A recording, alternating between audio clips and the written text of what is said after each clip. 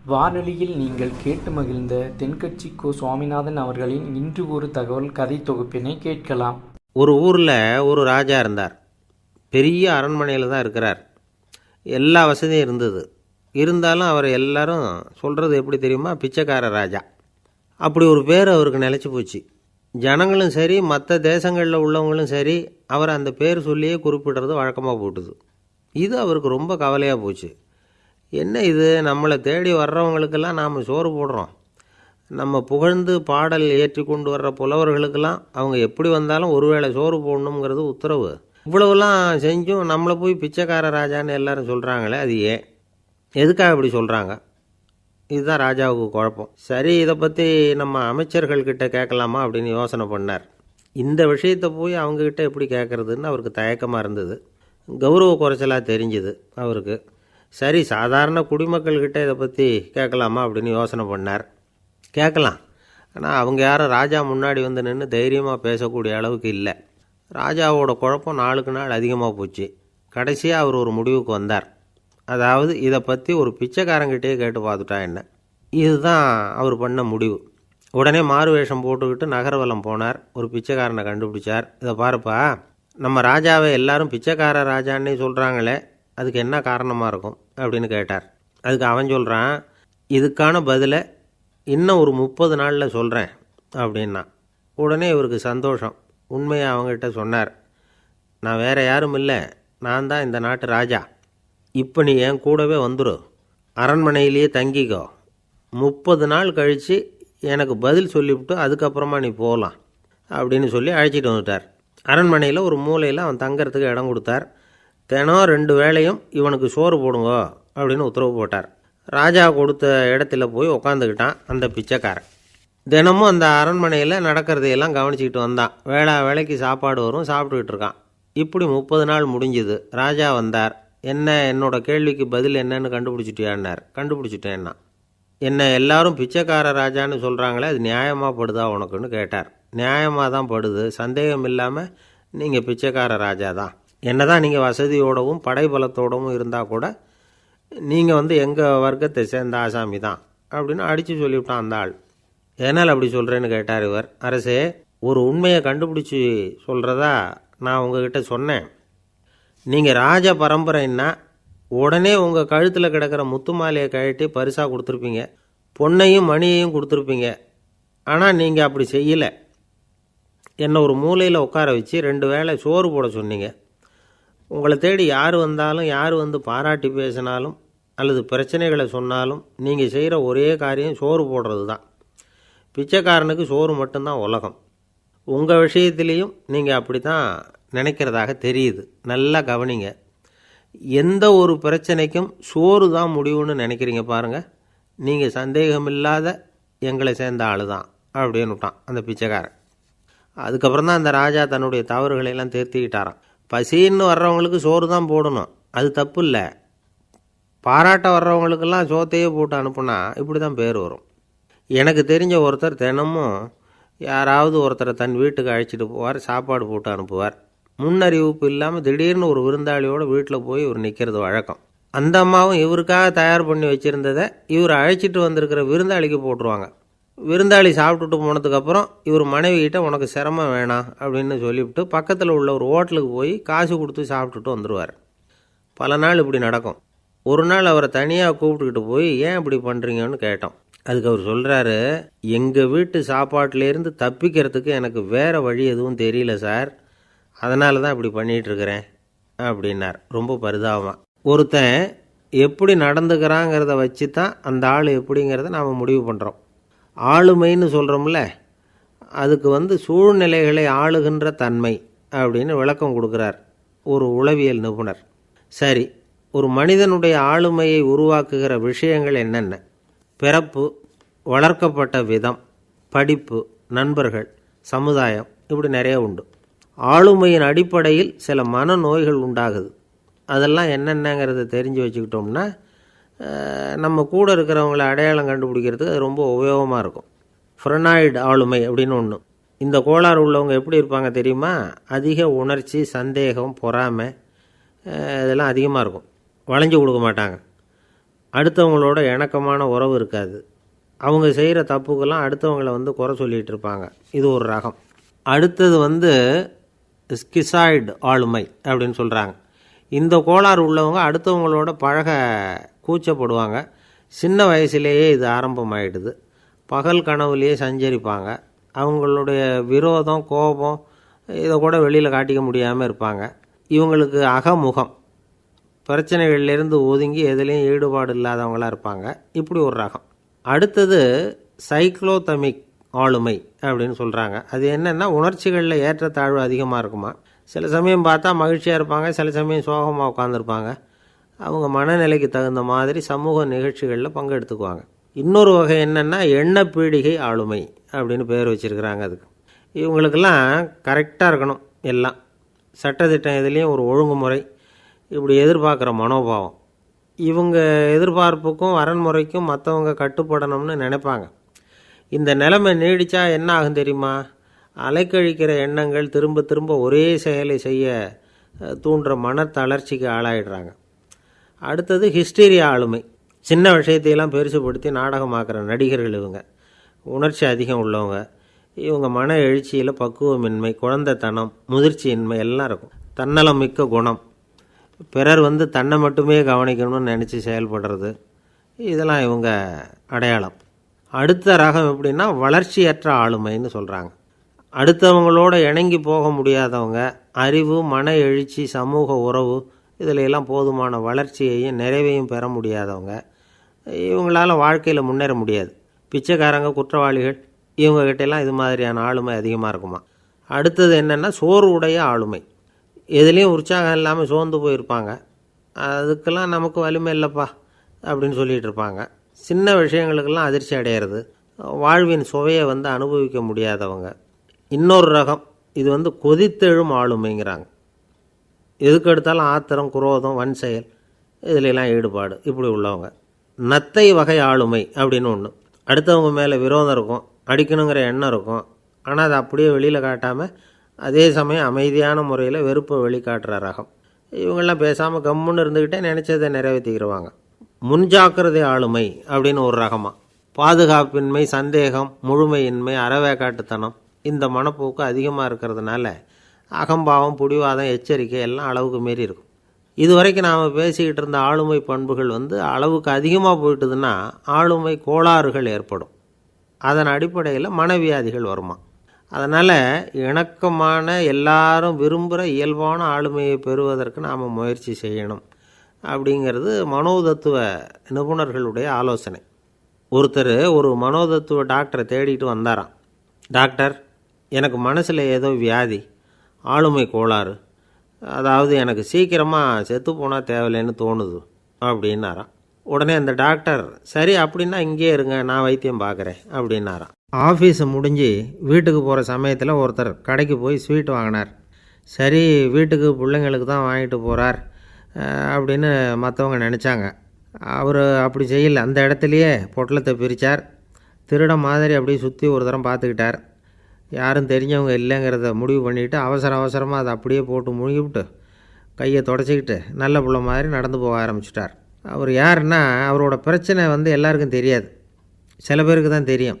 அதாவது அவர் உடம்பில் சர்க்கரை இருக்குதுன்னு டாக்டர் சொல்லிவிட்டாராம். அதனால் வீட்டில் சர்க்கரையே இவர் கண்ணில் காட்டுறதில்ல.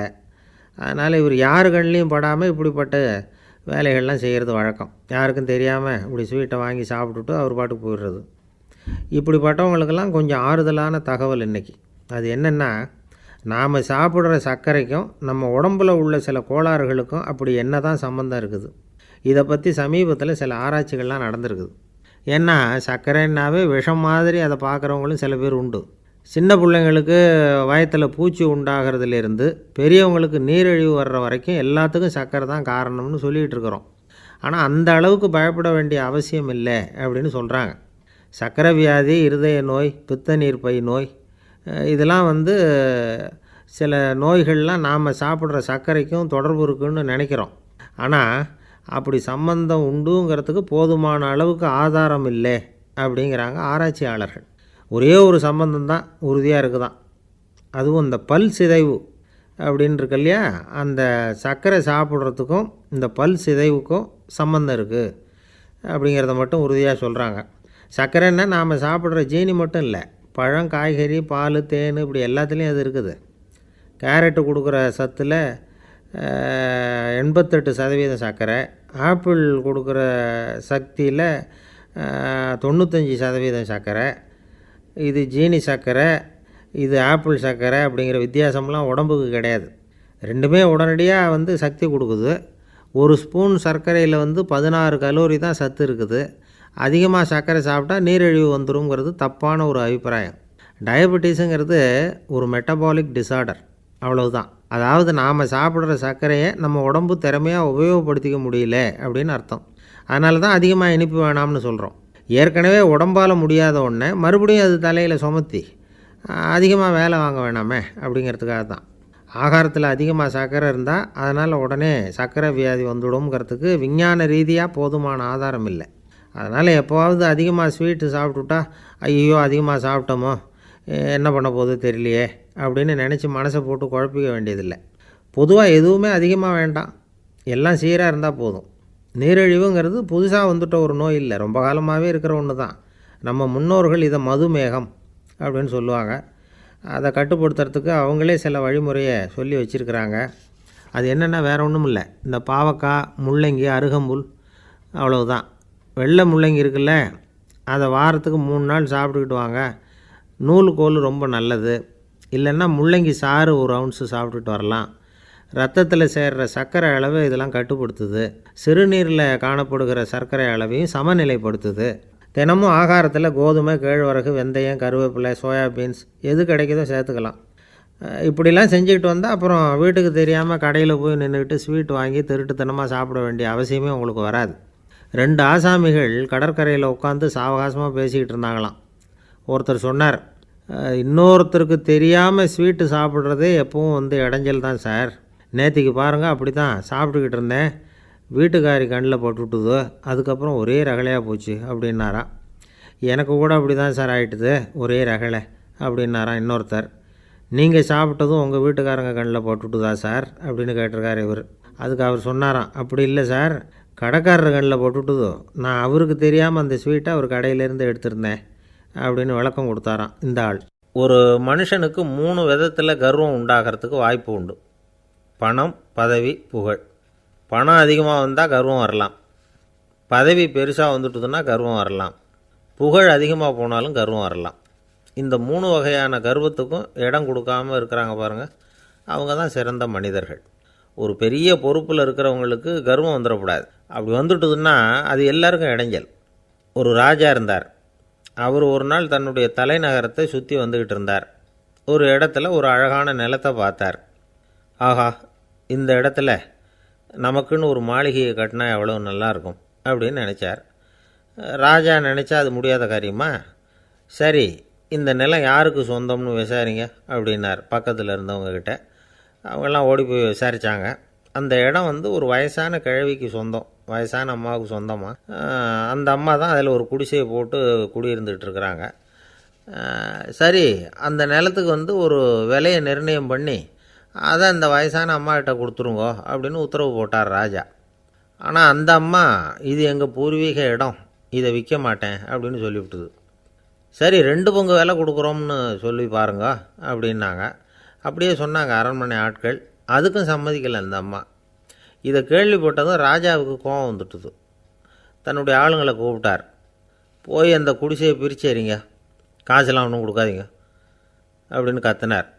அவ்வளோதான். அடுத்த நிமிஷம் அரண்மனை ஆசாமிகள் போனாங்க, குடிசையை பிரித்து எரிஞ்சாங்க. அந்த வயசான அம்மா இருக்குது, அதுவும் அந்த இடத்த விட்டு துரத்தி விட்டாங்க. அந்த இடத்துல ஒரு அரச மாளிகையை கட்டி முடிச்சிட்டாங்க. அந்த வயசான அம்மா பாவம், ராஜாவே இப்படி பண்ணால் யார்கிட்ட போய் முறையிட முடியும்? ஒரு ஞானி இருந்தார், அவர்கிட்ட போய் சொன்னாங்க. அவர் இவங்க சொன்னதை கேட்டு மனசில் வச்சுக்கிட்டார். ஒரு நாள் அந்த ராஜாவே இந்த ஞானியை கூப்பிட்டார். புதுசாக ஒரு மாளிகை கட்டியிருக்கிறேன், வந்து பாருங்கன்னு. சரின்னு சொல்லி இந்த பெரியவர் ஒரு நாள் அந்த மாளிகைக்கு போனார். சும்மா போகல, ஒரு கழுதையையும் ஓட்டிகிட்டு போனார். கொஞ்சம் சாக்குகள், வெத்து சாக்கு, அதையும் எடுத்து கழுதை முதுகில் போட்டு கழுதையை ஓட்டிகிட்டு போகிறார்.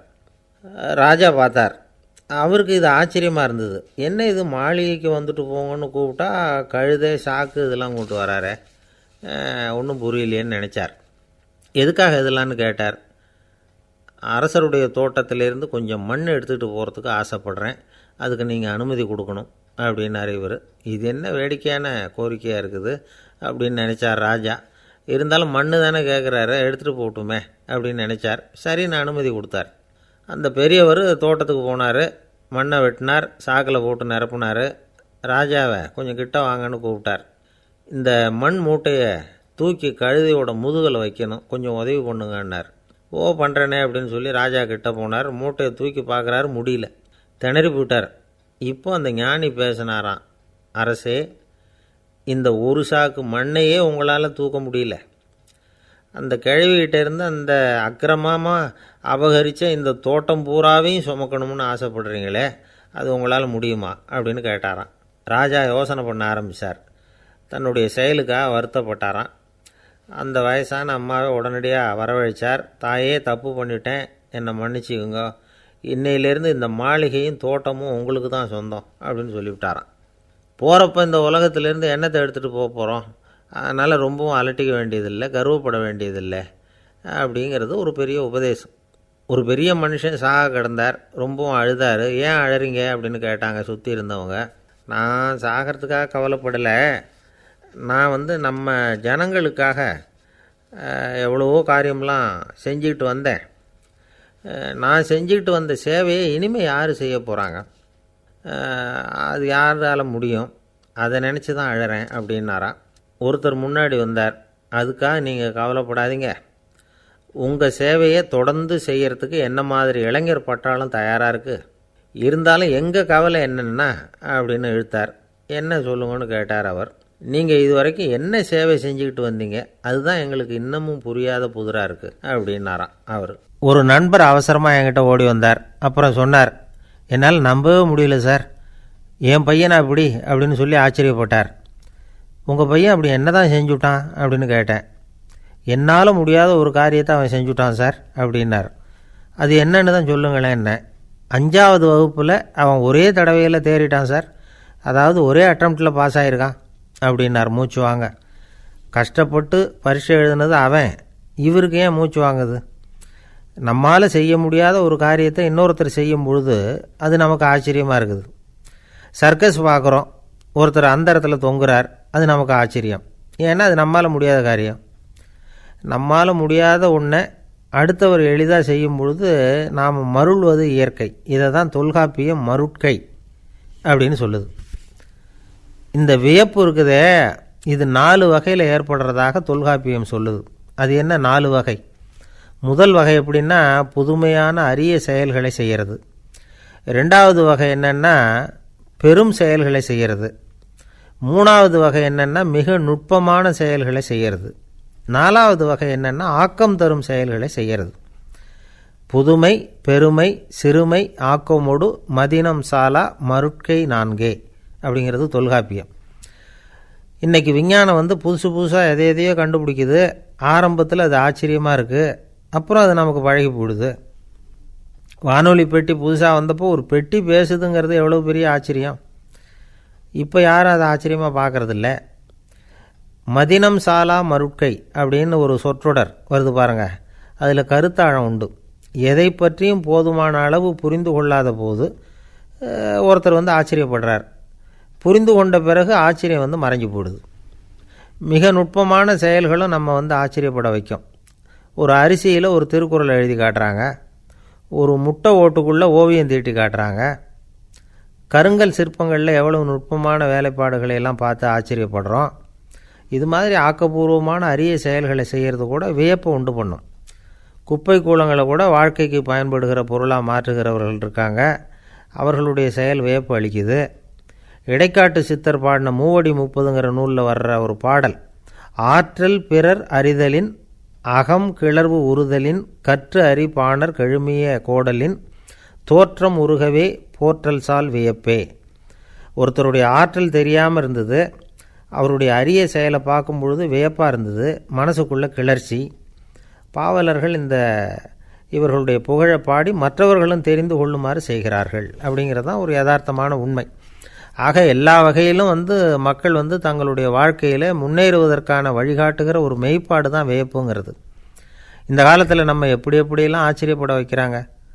ஒரு ஆளை பிடிச்சி ஜெயிலில் கொண்டு வந்தாங்க. ஜெயில் அதிகாரி அவனை ரொம்ப ஆச்சரியமாக பார்த்தாரான். இவன் கேட்டான், ஏன் சார் அப்படி பார்க்குறீங்க, நான் இப்போ இங்கே வர்றது உங்களுக்கு ஆச்சரியமாக இருக்குதா அப்படின்னு கேட்டிருக்கான். இதுக்கு ஜெயில் அதிகாரி சொல்லியிருக்கார், நீ இப்போ இங்கே வந்ததில் எனக்கு ஒன்றும் ஆச்சரியம் இல்லைப்பா, ஏற்கனவே நீ இங்கேருந்து விடுதலையாகி போய் 6 மாதம் ஆச்சு, இவ்வளவு லேட்டாக வர்றியே அதுதான் எனக்கு ஆச்சரியமாக இருக்குது அப்படின்னாராம். விவசாயிகள் அவங்க விவசாயம் முன்னேறி இருக்கிற அளவுக்கு விவசாயிகளுடைய வாழ்க்கை தரம் முன்னேறலை. அந்த அளவுக்கு அவர்கள் நாட்டுக்காக உழைச்சிக்கிட்டு இருக்கிறாங்க.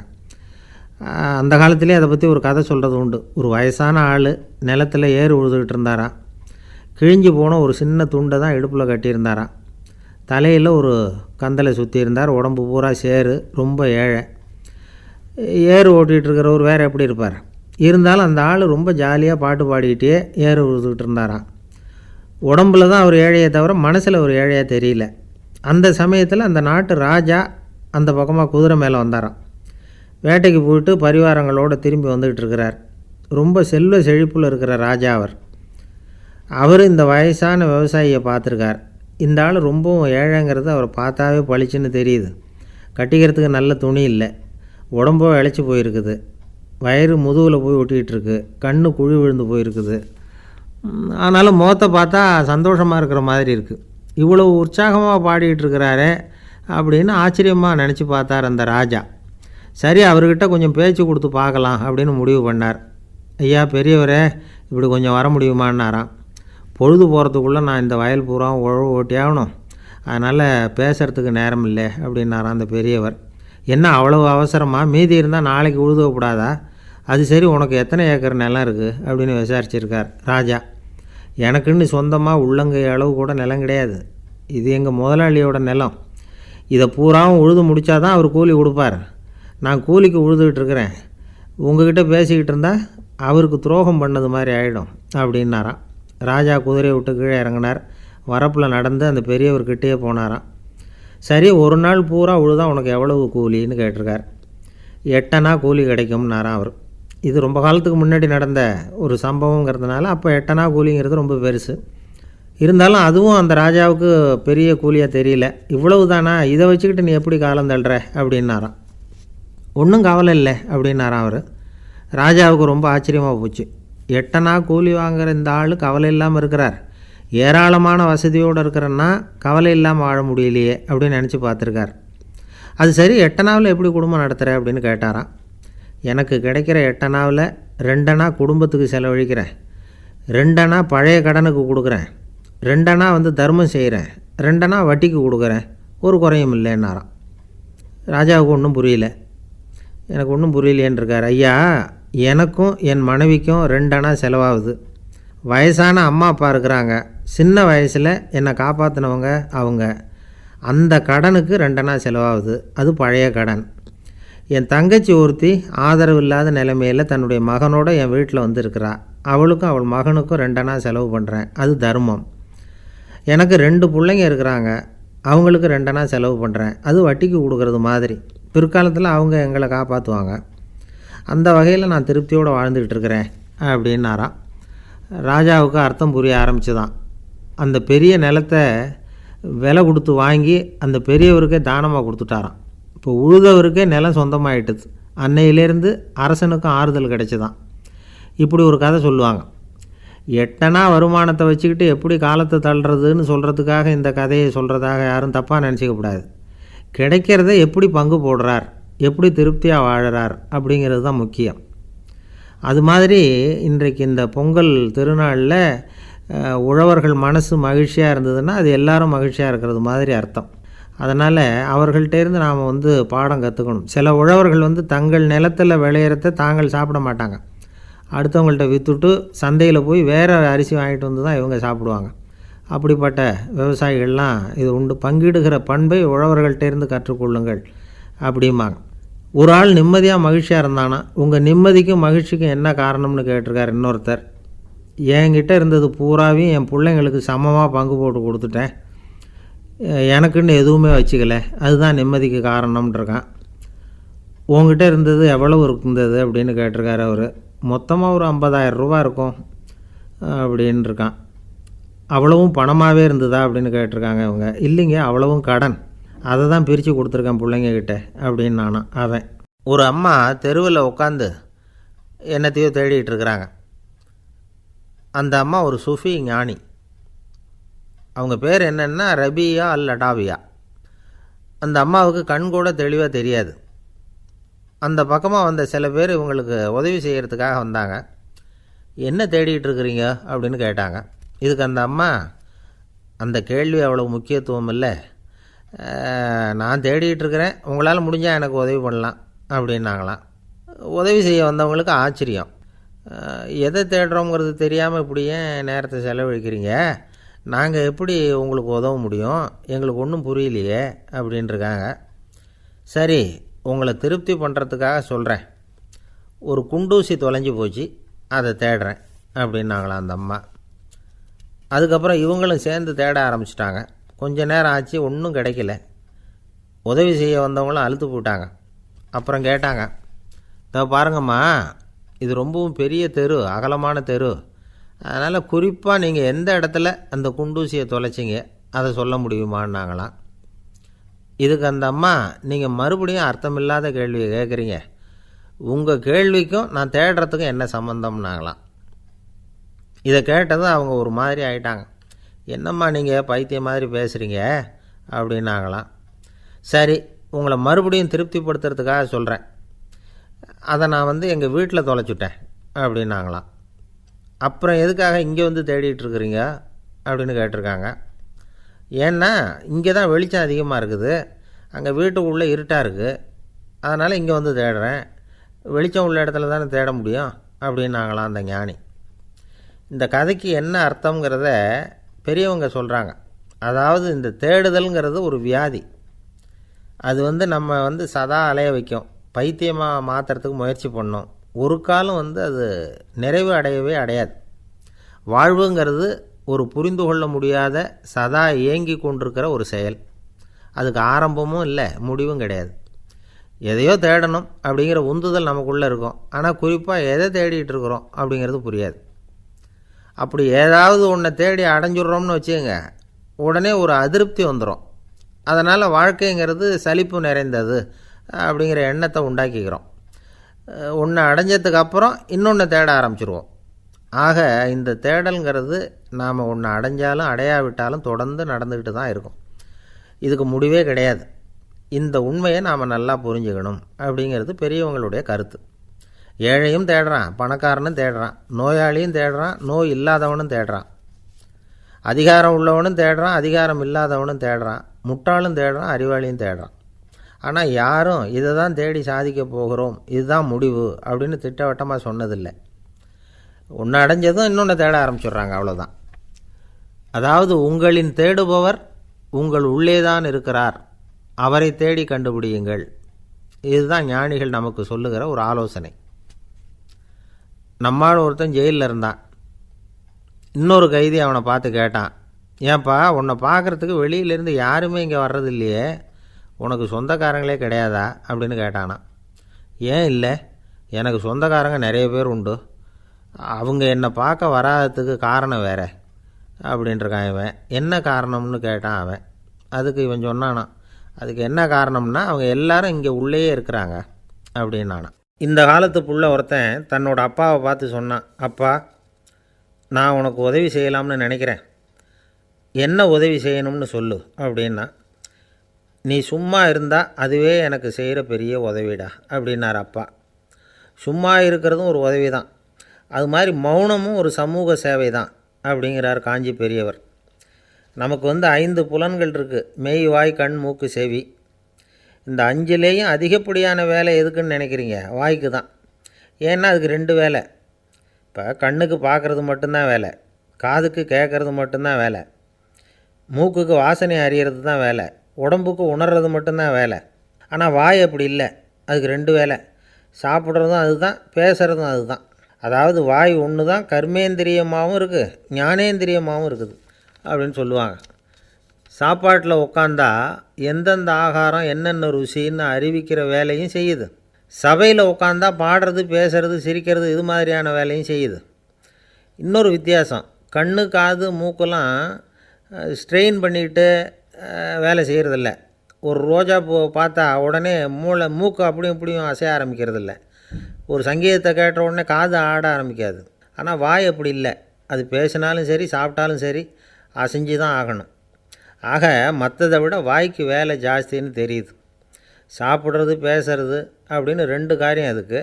இப்படி 2 காரியம் இருக்கிறதுனால அது 2ஐயும் பாதியாக குறைச்சிக்கணுங்கிறது கடவுள் அபிப்பிராயமாக இருக்கணும் அப்படிங்கிறார் காஞ்சி பெரியவர். ஆனால் இப்போ நாம் அப்படியே நடந்துக்கிறோம். அதுக்கு நேர்மாறாக நடந்துக்கிறோம். நாம் சாப்பிட்றதும் அதிகம், பேசுகிறதும் அதிகம். 2 வேலையையும் தேவைக்கு அதிகமாகவே செய்கிறோம்.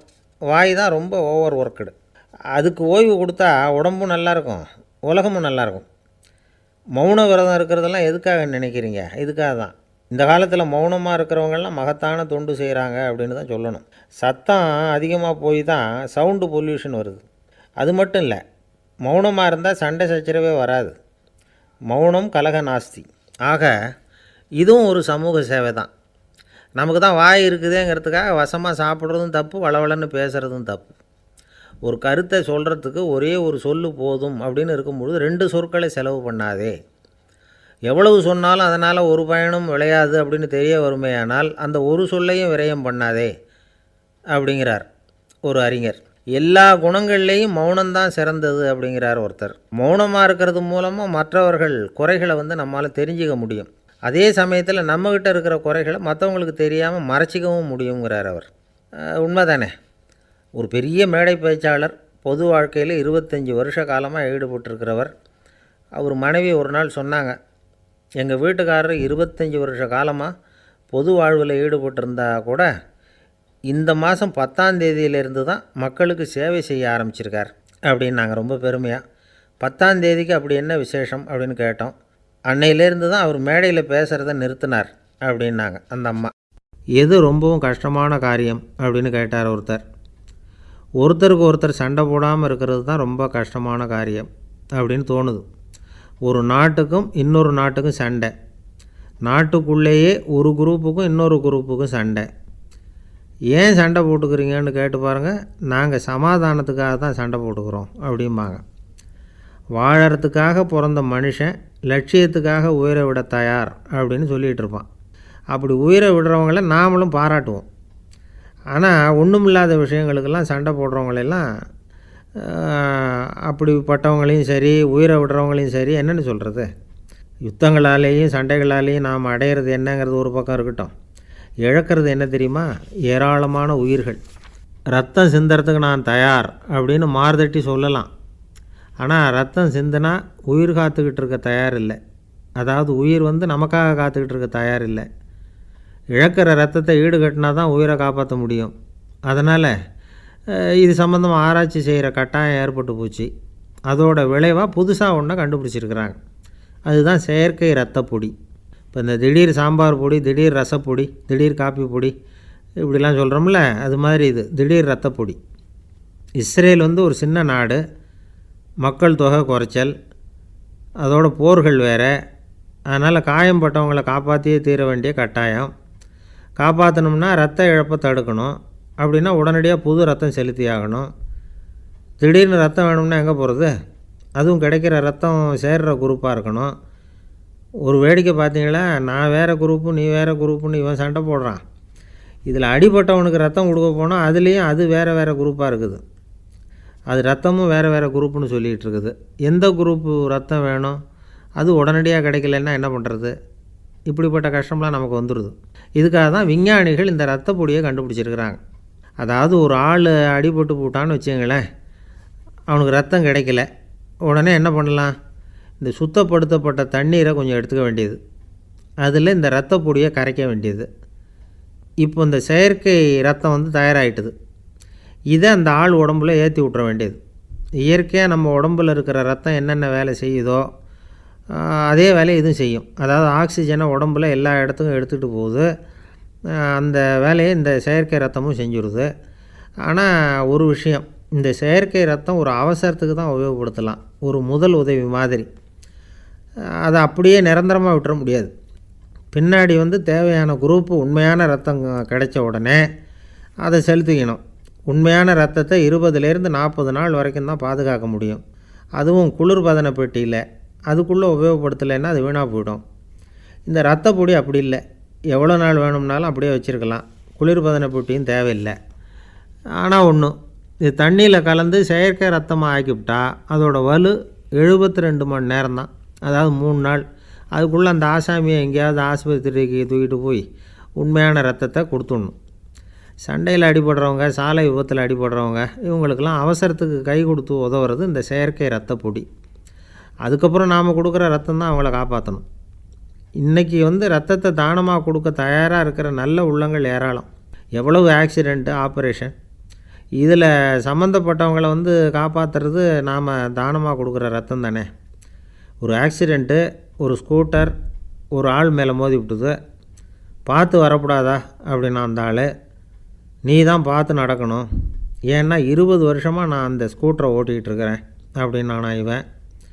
இதுக்கு அவன் சொன்னானா, நீ தான் பார்த்து ஓட்டணும், ஏன்னா 40 வருஷமாக நான் இப்படி நடந்துக்கிட்டு இருக்கிறேன் அப்படின்னானா. ஒருத்தர் முகத்தை தொங்க போட்டுக்கிட்டு ஒரு மாதிரியாக வந்தார். என்ன விஷயம்னு விசாரித்தேன். என்னுடைய நண்பன் ஒருத்தங்கிட்ட கருத்து வேறுபாடு, இனிமேல் நமக்குள்ளே எந்த சம்மந்தமும் வேணாம்னு நட்பை முறிச்சிட்டு வந்துட்டேன்னா. நண்பர்கள்னு இருந்தால் கருத்து வேறுபாடு வரத்தான் செய்யும்னு. கருத்து வேறுபாடு வராமல் இருக்கிறதுக்கு ஏதாவது வழி உண்டா அப்படின்னு கேட்டாங்க. அதை பற்றி நிபுணர்கள் சில யோசனைகளை சொல்லியிருக்கிறாங்கன்னு. முதல் விஷயம் என்னென்னா, உங்கள் நண்பனுக்கு ஒரு செய்தி சொல்லணும்னா அதை நீங்களே நேரடியாக சொல்லுங்கள், அல்லது உங்கள் கைப்பட கடிதம் எழுதுங்க. அதாவது நேரடி தொடர்பு முக்கியம். அதை விட்டுட்டு இன்னொருத்தர் மூலமாக நண்பர்களுக்கு செய்தி அனுப்புனா நீங்கள் சொல்கிற செய்தி அப்படியே போய் சேராது, அது சேதமாயிடும். கூட்டி குறைச்சி சொல்லிவிடுவாங்க, அது குழப்பத்தில் கொண்டாந்து விட்டுரும். இது ஒரு யோசனை. ரெண்டாவது யோசனை என்னென்னா, நீங்கள் ஒரு நல்ல காரியத்தை செய்யும் பொழுது உங்கள் நண்பரையும் சேர்த்துக்குங்க, அவருக்கும் அதில் ஒரு ஈடுபாட்டை உருவாக்குங்க. மூணாவது யோசனை, நம்ம பக்கத்தில் இருக்கிற நண்பர் மகிழ்ச்சி அடைகிற மாதிரி ஏதாவது செய்யணும். சின்ன சின்ன செயல்களாக இருந்தாலும் பரவாயில்ல, அவர் நமக்கு எதுவும் செய்யலையே, நாம் எதுக்கு செய்யணும் அப்படின்னு நினச்சிக்கிட்டு இருக்கக்கூடாது. நாலாவது யோசனை என்னென்னா, உங்களுக்கு ஒரு பிரச்சனையா அல்லது உங்கள் நண்பருக்கு ஒரு பிரச்சனையா, எதுவாக இருந்தாலும் 2 பேரும் சேர்ந்து உட்காந்து ஆலோசனை பண்ணுங்கள். நம்ம யோசனையும் கேட்கப்படுதே அப்படிங்கிற நினைப்பே அவருக்கு ஒரு மன நிறைவை உண்டாக்குமா. ஐந்தாவது யோசனை, உங்கள் நண்பர் ஏதோ ஒரு காரியத்தை செய்கிறார், நீங்கள் உடனே அவசரப்பட்டு நீ செய்கிறது தப்புன்னு தீர்ப்பு சொல்லக்கூடாது. அவர் அதை செய்கிறதுக்கான நியாயங்கள் எவ்வளவோ இருக்கும், அதை புரிஞ்சுக்கிறதுக்கு முயற்சி பண்ணணும். ஆறாவது யோசனை, உங்கள் நண்பர் என்ன சொன்னாலும் அதை பொறுமையாக கேளுங்க. அவர் சொல்கிறத புரிஞ்சுக்கணும், அவர் சொல்ல விரும்புகிறத புரிஞ்சுக்கணும், அவர் சொல்ல முடியாமல் தவிக்கிறதையும் புரிஞ்சுக்கணும். இப்படி 3 விதமாகவும் அவரை புரிஞ்சுக்கிட்டு அதுக்கு தகுந்த மாதிரி செயல்படணும். ஏழாவது யோசனை என்னென்னா, உங்கள் நண்பர் உங்ககிட்ட ஏதோ ஒரு கருத்தை சொல்கிறார், அது உங்களுக்கு பிடிக்கல, அதுக்காக உடனே நீ சொல்கிறது சரியில்லை, நான் ஒத்துக்க மாட்டேன் அப்படின்லாம் மறுத்துக்கிட்டு இருக்கக்கூடாது. அவர் சொல்கிறத கேட்கணும், பொறுமையாக சிந்திக்கணும், அதுக்கப்புறம் பதில் சொல்லணும். இப்படிலாம் நடந்துக்கிட்டால் நண்பர்களுக்குள்ள கருத்து வேறுபாடு வர்றதுக்கு வாய்ப்பே இருக்காது அப்படின்னு வல்லுநர்கள் தொகுத்து சொல்லியிருக்கிறாங்க இந்த யோசனைகளை. எனக்கு தெரிஞ்ச சில நண்பர்கள் உண்டு, அவங்களுக்குள்ளேயும் கருத்து வேறுபாடுகள் வராமல் இருக்கிறதுக்கு சில நுட்பங்களை கையாளுறது உண்டு. ஒருத்தர் சொன்னார், அந்த டாக்டர் சின்ன வயசுலேருந்து என் கூட பழகினவர், நாங்கள் 2 பேரும் இணை பிரியாத நண்பர்கள், இருந்தாலும் எனக்கு உடம்பு சரியில்லைன்னா நான் அவர்கிட்ட வைத்தியம் பார்த்துக்க மாட்டேன் அப்படின்னார் ஒருத்தர். ஏன் அப்படின்னு கேட்டேன். எங்கள் நட்பு கெட்டுப்போடக்கூடாது இல்லையா, அதனால தான் அப்படின்னார் இவர். ஒருத்தர் ஒரு தவறு செஞ்சு விட்றாருன்னு வச்சுக்கோங்க, உடனே நீ செஞ்சது தவறு அப்படின்னு சொல்கிறது ஒரு வகை. அதுக்கு பதிலாக எது சரின்னு அவர் புரிந்து கொள்ள உதவி செய்கிறது இன்னொரு வகை. இந்த 2வது வகை இருக்குது பாருங்கள், நிர்வாக இயலில் இது ரொம்ப முக்கியம். அலுவலகத்தில் வேலை பார்க்குற ஒருத்தர் முக்கியமாக தெரிஞ்சுக்க வேண்டியது என்ன தெரியுமா? சக ஊழியர்கள்கிட்ட எப்படி பழகணும், மேலதிகாரிகள்கிட்ட எப்படி பழகணும், தனக்கு கீழே வேலை செய்கிறவங்கக்கிட்ட எப்படி பழகணும், வாடிக்கையாளர்கள்கிட்ட எப்படி பழகணும், இவங்க எல்லார்கிட்டையும் செம்மையான உறவை ஏற்படுத்திக்கிறது எப்படி, இதையெல்லாம் சொல்லிக் கொடுக்குற பாடம் தான் இன்டர் பர்சனல் ஸ்கில், திறமையான உறவு அப்படிங்கிறது. எந்த வேலையில் இருந்தாலும் சரி, இந்த உறவுகளை வளர்க்கும் திறன் உள்ளவங்க சீக்கிரம் முன்னுக்கு வந்துடுறாங்க. மற்றவங்கக்கிட்ட உறவை பலப்படுத்திக்கிறது எப்படி அப்படின்னு தெரிஞ்சுக்கிட்டோம்னா எந்த ஒரு தடையையும் சுலபமாக தாண்டி செய்கிற தொழிலில் முன்னுக்கு வந்துடலாம். ஹார்வர்டு பல்கலைக்கழகத்தில் ஒரு கணக்கெடுப்பு பண்ணி பார்த்தாங்களாம். பார்க்குற வேலையில் எது மாதிரி குணாதிசயம் உள்ளவங்க வேகமாக முன்னுக்கு வர்றாங்க அப்படின்னு தெரிஞ்சுக்கிறதுக்காக இந்த கணக்கெடுப்பு. வெவ்வேறு துறையில் வேகமாக முன்னுக்கு வந்திருக்கிற பல பேரை சந்தித்து இந்த சர்வேயை நடத்தியிருக்கிறாங்க. அவங்க கண்டுபிடிச்சி சொல்லியிருக்கிற உண்மை என்ன தெரியுமா? ஒருத்தர் ஒரு வேலையில் இருந்தால் அது சம்பந்தப்பட்ட சப்ஜெக்ட் பற்றிய அறிவு 35% இருந்தால் போதுமா. ஆனால் உறவுகளை வளர்க்கக்கூடிய திறன், இன்டர்பர்சனல் ஸ்கில்லு 65% வேணும். இப்படி உள்ளவங்க சீக்கிரம் முன்னுக்கு வந்துடுறாங்களாம். அதனால் ஒருத்தருக்கு வேலை சரியாக புரியலைன்னா கூட விவரமாக மற்றவங்கக்கிட்ட பழகிறது எப்படின்னு புரிஞ்சால் போதும், அவர் முன்னுக்கு வந்துடலாம். அலுவலகங்களில் மட்டும் இல்லை, எல்லா இடங்கள்லேயும் இது ரொம்ப முக்கியம். வீட்டுக்குள்ளேயும் இது ரொம்ப முக்கியம், வீட்டுக்கு வெளியேயும் இது முக்கியம். அடுத்தவங்கக்கிட்ட பழகிறது எப்படிங்கிறத தெரிஞ்சிக்காதவன் வாழ்க்கையில் முன்னேற முடியாது. இன்றைக்கி ஆயுதங்களால் காயப்படுத்தி கொள்ளுகிறவர்களை விட வார்த்தைகளால் காயப்படுத்தி கொள்ளுகிறவர்கள் தான் அதிகம். பெரியவங்க என்ன சொல்கிறாங்க தெரியுமா? நீங்கள் இந்த பூமியில் பிறந்ததன் அர்த்தம் பூர்த்தி ஆகணும்னா அடுத்தவங்களுக்கு உதவி பண்ணுங்க. அடுத்தவங்களுக்கு உதவி செய்ய முடியாவிட்டால் கூட பரவாயில்லை, ஆனால் யாரையும் புண்படுத்தி விடாதீங்க அப்படின்னு சொல்கிறாங்க. எனக்கு தெரிஞ்ச ஒருத்தர் ஒரு அலுவலகத்தில் வேலை பார்க்குறார். அவர் சொல்லுவார், எனக்கு இந்த இன்டர்பர்சனல் ஸ்கில் ரொம்ப அதிகம் சார். சக ஊழியர்கள்கிட்ட ரொம்ப சுமூகமாக நடந்துக்குவேன். என் கூட வேலை பார்க்குற ஒருத்தருக்கு ஏதாவது ஒரு கஷ்டம்னா அந்த சமயத்தில் அவர் செய்ய வேண்டிய வேலையை நான் செஞ்சுருவேன் சார் அப்படிம்பார். நான் அவர்கிட்ட சமீபத்தில் அப்படி ஏதாவது செஞ்சுருக்கீங்களா அப்படின்னு கேட்டேன். செஞ்சுருக்கேன் சார். போன வாரம் புதன்கிழமை ஆஃபீஸில் என் பக்கத்து சீட்டுக்காரருக்கு வயிற்று வலி. உடனே நான் மெடிக்கல் லீவ் போட்டுவிட்டு எங்கள் வீட்டுக்கு போயிட்டேன் சார் அப்படின்னார். ஒரு பெரிய பியானோ கலைஞர் வியன்னாவில் இருந்தார். ரொம்ப புகழ்பெற்ற இசை கலைஞர் அவர்.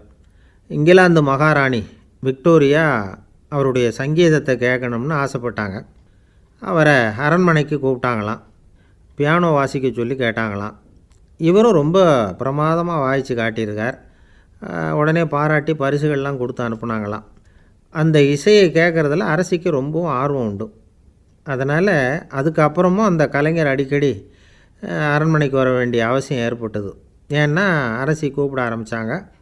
இவர் போகணும், அங்கே இசை நிகழ்ச்சி நடத்தணும். இவர் அங்கே பாடி வாசிக்கிறது உண்டு. ஒரு தடவை மகாராணி அவரை பார்த்து, உங்கள் நாட்டு தேசிய கீதம் பாடுங்களேன் அப்படின்னு கேட்டாங்களாம். உடனே அவர் தன்னுடைய நாடான ஆஸ்திரியாவின் தேசிய கீதத்தை பாடியிருக்கிறார். அவர் பாட ஆரம்பித்த உடனே மகாராணி எழுந்திரிச்சு நின்னாங்களாம். அதுக்கு மரியாதை செலுத்துகிற நோக்கத்தோடு பாட்டு முடிகிற வரைக்கும் அப்படியே நின்றுக்கிட்டு இருந்தாங்களாம். இதுதான் அந்த அரசியினுடைய பெருந்தன்மை. அதாவது நாட்டுப்பற்றுங்கிறது அந்த அளவுக்கு அப்படி இருக்கணும். இப்படி ஒரு அரசியே நம்ம நாட்டு தேசிய கீதத்துக்கு எழுந்திரிச்சு நின்று மரியாதை செலுத்துகிறாங்க அப்படிங்கிறத புரிஞ்சிக்கும் பொழுது அந்த முதிய கலைஞரின் மகிழ்ச்சிக்கு அளவே இல்லையாம். அதுக்கப்புறம் அந்த பியானோ கலைஞர் ஒரு நாள் தன்னுடைய நண்பர் ஒருத்தர்கிட்ட பேசிக்கிட்டு இருந்தாராம். அப்போ சொன்னாராம், மகாராணியார் எனக்கு எவ்வளவோ பரிசுகள்லாம் கொடுத்துருக்குறாங்க. ஒரு தடவை எனக்கு வைரக்கல் பதித்த அணி ஒன்றை கூட பரிசாக கொடுத்தாங்க. ஆனால் அதை விட உயர்ந்த விலை மதிக்க முடியாத அணி என்ன தெரியுமா? நான் என்னுடைய நாட்டு தேசிய கீதத்தை நான் பாடுறப்போ அவங்க எழுந்திரிச்சு நின்று மரியாதை செலுத்தினாங்களே, அதுதான் எனக்கு கிடைச்ச மிகப்பெரிய பரிசு அப்படின்னாராம். எனக்கு தெரிஞ்ச சங்கீத வித்வான் ஒருத்தர் இருக்கார். சமீபத்தில் ஒரு நாள் அவரை பார்த்தேன். எப்படி போயிட்டுருக்கு உங்கள் தொழில் அப்படின்னு கேட்டேன். ரொம்பவும் வித்தியாசமாக போயிட்டுருக்குங்க அப்படின்னார். என்ன சொல்கிறீங்க அப்படின்னேன். முன்னாடியெல்லாம் நான் பாடினா எதிரில் இருக்கிறவங்க தான் எழுந்திரிச்சு போயிட்டு இருந்தாங்க. இப்போ எப்படின்னா நான் பாட ஆரம்பிச்சுட்டா உடனே பக்கவாத்தியக்காரனே எழுந்திரிச்சு போயிடுறான் அப்படின்னார் ரொம்ப வேதனையோட.